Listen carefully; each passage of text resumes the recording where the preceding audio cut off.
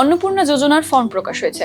জুনের 1 তারিখ থেকে কার্যকর হবে বিজেপি সরকারের ঘোষিত অন্নপূর্ণা যোজনা। 12 পাতার ফর্মে আবেদনকারী এবং পরিবারের সকল সদস্যের খুঁটিনাটি দিলে তবেই মিলবে এই প্রকল্পের সুবিধা। লক্ষ্মীর ভান্ডারের উপভোক্তাদের কি হবে, কিভাবেই বা অন্নপূর্ণা যোজনার ফর্ম ডাউনলোড করবেন, কারা আবেদন করতে পারবেন, কারা পারবেন না, কি কি নথি লাগবে জেনে নিন।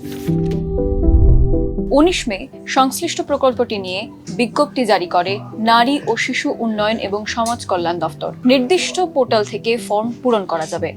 অনলাইন বা অফলাইন দুভাবেই ফর্ম পূরণ করা যাবে। কেবলমাত্র মহিলারাই এই প্রকল্পের সুবিধা পাবেন। আবেদনকারীর বয়স হতে হবে 25 থেকে 60 বছরের মধ্যে। যে মহিলারা সরকারি এবং আধা সরকারি চাকরি করেন তারা এই সুবিধা পাবেন না।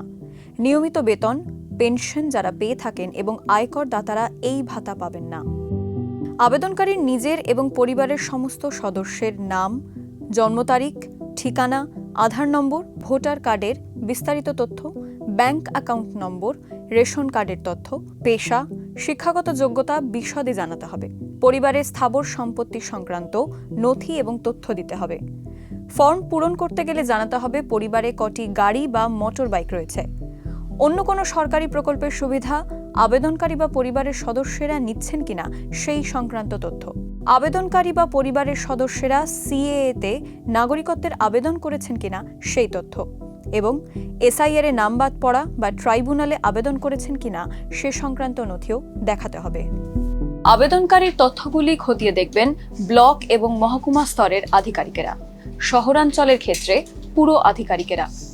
যতদিন অন্নপূর্ণা ভান্ডার না মিলছে ততদিন চলবে লক্ষ্মীর ভান্ডারের সুবিধা। বাড়িতে বাড়িতে গিয়ে সরকারি আধিকারিকেরা ফর্ম পূরণ করতে সাহায্য করবেন।